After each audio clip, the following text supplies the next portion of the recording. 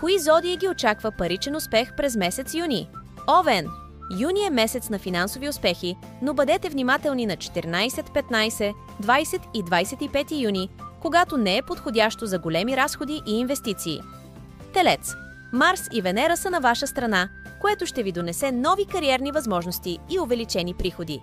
Използвайте излишната енергия за социални дейности. Близнаци! Първата половина на месеца е особено благоприятна. Стабилни финанси и възможности за спестяване, особено в периода на Меркурий в Близнаци от 3 до 17 юни. Рак. Втората половина на юни е идеална за активни действия и допълнителни доходи.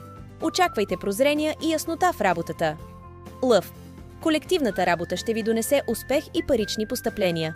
Внимавайте с импулсивните решения, но разчитайте на подкрепата от колеги и висши сили. Дева. Финансови изненади са възможни. Контролирайте разходите си. Юни е благоприятен за обучение, а третата декада ще донесе стабилност и големи парични потоци. Водолей.